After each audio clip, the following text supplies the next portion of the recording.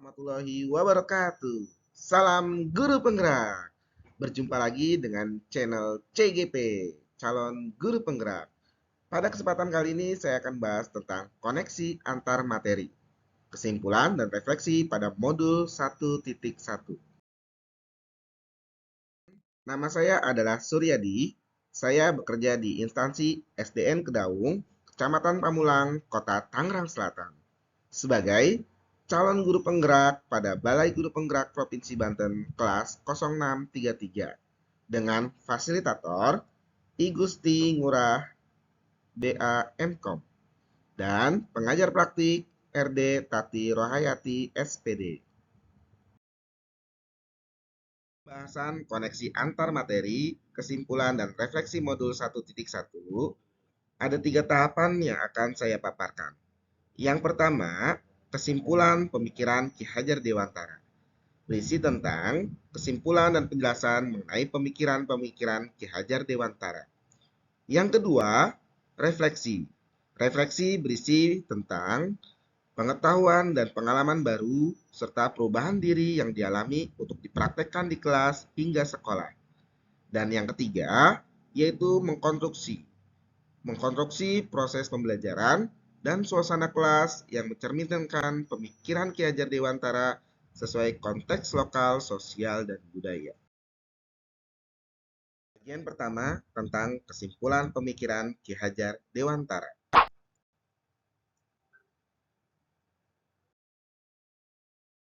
Yang penting dalam pemikiran Ki Hajar Dewantara, yaitu saya sebagai pendidik dan saya sebagai pembelajar. Saya sebagai pendidik dalam pemikiran Ki Hajar Dewantara yaitu 1. Menganut prinsip taman siswa, 2. Menggunakan sistem AMONG, 3. Mengoptimalkan tri pusat pendidikan. Sedangkan saya sebagai pembelajar yaitu 1. Memerdekakan manusia, 2. Filosofi Tri Rahayu, dan ketiga, asas Trikon.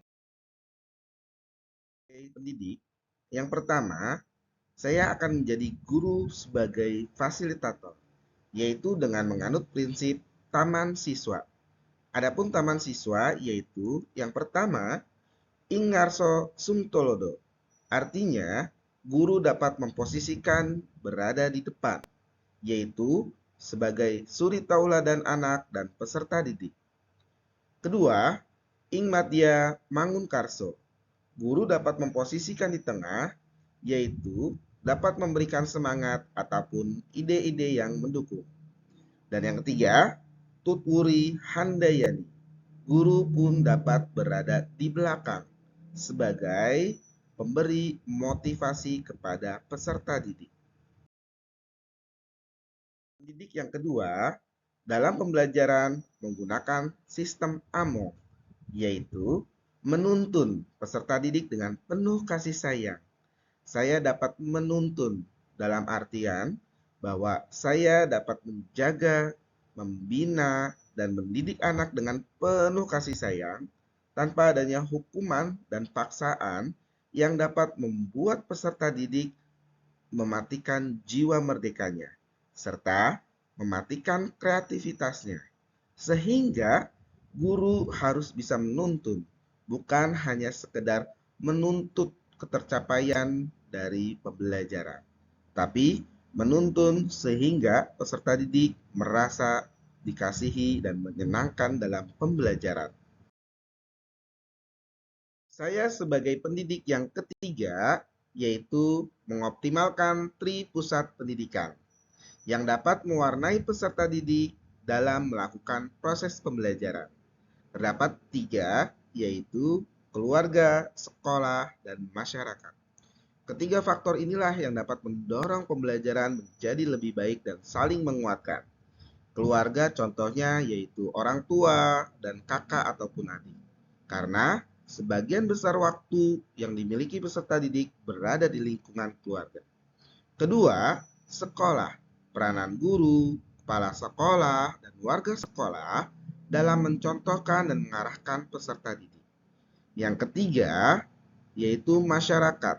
Di dalam masyarakat terdapat peranan komite sekolah dan masyarakat sekitar yang dapat membantu proses terbentuknya karakter peserta didik selama mengimplementasikan atau bersosialisasi dengan lingkungannya. Nah, ketiga dari pusat pendidikan inilah yang dapat menguatkan dan harus berjalan beriringan sehingga proses pembelajaran dapat lancar dilakukan baik di keluarga, sekolah, masyarakat. Belajar dimanapun, kapanpun, dan dalam kondisi apapun. Konsep pemikiran Ki Hajar Dewantara yaitu saya sebagai pembelajar. Yang pertama, memerdekakan manusia. Tujuan pendidikan adalah memerdekakan manusia, yaitu dengan cara menyelamatkan raganya dan membahagiakan jiwanya. Selamat raganya artinya bahwa baik fisik dan jasmani peserta didik harus tetap selamat dan terhindar dari berbagai gangguan. Sehingga peserta didik dapat mengikuti pembelajaran dengan baik. Setelah baik fisik dan jasmaninya, tentu hal selanjutnya adalah bahagia jiwanya. Baik bahagia terhadap mental dan rohani peserta didik. Sehingga pembelajaran yang dilakukan akan mudah diterima oleh jiwa yang bahagia. Tidak penting ilmu-ilmu textbook yang diajarkan di sekolah jika jiwa dan raganya sakit atau tidak sehat. Tetapi buatlah pembelajaran yang bermakna sehingga mencapai tujuan pendidikan tersebut, yaitu membuat selamat raganya dan bahagia jiwanya. Saya sebagai pembelajar yang kedua, filosofi Tri Rahayu. Pertama, memajukan dan menjaga diri. Kedua, memelihara dan menjaga bangsa. Ketiga, memelihara dan menjaga dunia. Dari ketiga peranan tersebut, semua saling terhubung dan memiliki kontribusi pada kepentingan yang lebih besar lagi. Jadi, mulai tadi yang pertama menjadi diri yang bahagia, ya. Dari diri yang bahagia ini tentu dapat memajukan dan menjaga diri kita, ya. Jika kita bahagia pun ya akan membuat lingkungan sekitar kita menjadi bahagia. Jadi dimulai dari diri dapat membuat bahagia lingkungan. Jika lingkungan-lingkungan tersebut menjadi bahagia, maka bangsa yang ada di dalam lingkungan tersebut pun akan menjadi bahagia. Sehingga di dunia ini ketika semuanya menjadi bahagia akan menjadi maju. Ya, baik maju dari pendidikannya maupun maju dari sosialnya. Sebagai pembelajar yang ketiga, yaitu asas trikon, kontinu, konvergen, dan konsentris. Kontinu artinya adalah pembelajaran dilakukan secara berkelanjutan. Pembelajaran hari ini adalah hasil dari pembelajaran kemarin. Ya. Masa depan itu ditentukan dari hari ini. Jadi, pembelajaran harus dilakukan secara terus-menerus. Kedua, konvergen. Ilmu yang diambil harus dari berbagai sumber. Jangan hanya mengambil ilmu yang dari buku saja. Gunakan media-media lainnya seperti media digital sebagai sumber belajar kita. Sehingga kita memiliki pemahaman dan kemampuan yang lebih dalam menerapkan ilmu-ilmu tersebut. Selanjutnya, konsentris. Artinya adalah belajar secara berkelanjutan dari berbagai sumber harus juga disesuaikan dengan kepribadian kita sendiri. Jangan sampai menghapus budaya dan identitas kita sebagai bangsa Indonesia. Jadi, harus continue, konvergen, dan konsentris. Dari pemahaman Ki Hajar Dewantara, yaitu saya sebagai pendidik, guru harus dapat memposisikan dirinya berada di depan, di tengah, dan di belakang peserta didik. Kedua, guru harus dapat menuntun peserta didik dengan cara memomong atau sistem among. Yang ketiga, guru harus dapat berkolaborasi dengan warga sekolah, orang tua, dan masyarakat. Selanjutnya, saya sebagai pembelajar. Pertama, saya akan menciptakan suasana belajar yang bahagia, menyenangkan, sehingga ketika kita bahagia dan menyenangkan, akan memerdekakan diri untuk kemajuan diri kita sendiri, orang-orang di sekitar kita, bangsa, hingga dunia. Sehingga dari pembelajaran tersebut dapat kita lakukan secara seumur hidup. Dari berbagai sumber kita pelajari, tentu saja tidak menghilangkan sesuai dengan jati diri kita. Tentu itu kita tarik garis mulai dari kodrat alam yang dimiliki kemampuan peserta didik, ya. Tidak serta-merta peserta didik itu adalah sebagai lembar kertas kosong yang putih saja, tetapi peserta didik sudah memiliki gen-gen dari orang tuanya, bawaan-bawaan dari orang tuanya, pendidikan-pendidikan dari orang tuanya. Sehingga keseluruhan kita dapat menuntun peserta didik sesuai dengan kodrat alamnya, tanpa kita harus menghilangkan kebiasaan-kebiasaan buruknya, tetapi kita harus mampu dapat meningkatkan kelebihan-kelebihan atau potensi yang ada di dalam dirinya. Sehingga kita dapat menerapkan peserta didik sesuai dengan zamannya nanti, sesuai dengan tuntutan zaman atau abad 21 nanti. Seperti itulah kesimpulan dari saya. Refleksi pemikiran Ki Hajar Dewantara. Refleksi ini dari pengetahuan dan pengalaman baru saya, serta perubahan diri yang dialami untuk dipraktekkan di kelas hingga sekolah nanti. Dari refleksi penerapan pemikiran Ki Hajar Dewantara. Yang pertama, mulai dari diri. Ini difokuskan kepada pendidiknya, yaitu saya sendiri. Dengan memulai menerapkan pemikiran-pemikiran Ki Hajar Dewantara yang sudah saya paparkan sebelumnya terhadap diri saya sendiri. Selanjutnya yaitu mengenal. Mengenal dengan fokus kepada peserta didik, yaitu saya dapat mengenali berbagai karakter peserta didik yang ada di kelas. Selanjutnya, menuntun. Fokusnya yaitu peserta didik. Saya harus dapat menuntun peserta didik dengan sistem among, dengan memomong, dengan penuh kasih sayang. Sehingga peserta didik menjadi lebih kreatif dan lebih menyenangkan. Selanjutnya, mengkolaborasikan. Saya harus dapat mengkolaborasikan mulai dari lingkungan sekolah, rumah, hingga lingkungan masyarakat. Sehingga di pusat pendidikan ini dapat saling menguatkan dan dapat saling berjalan beriringan untuk memajukan pendidikan dari peserta didik. Yang terakhir, sudah pasti kita harus membiasakan.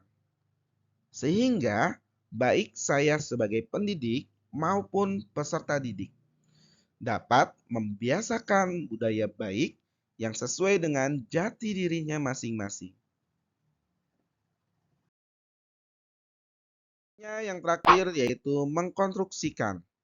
Pada kegiatan ini, saya akan mengkonstruksikan proses pembelajaran dan suasana kelas yang mencerminkan pemikiran Ki Hajar Dewantara sesuai konteks lokal, sosial, dan budaya.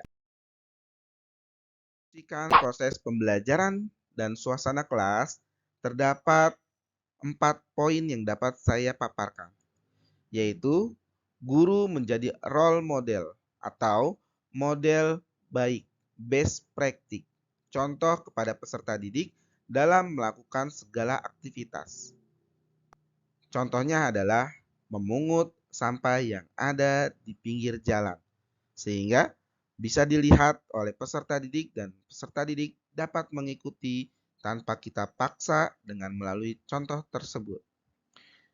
Selanjutnya, membiasakan budaya baik di kelas.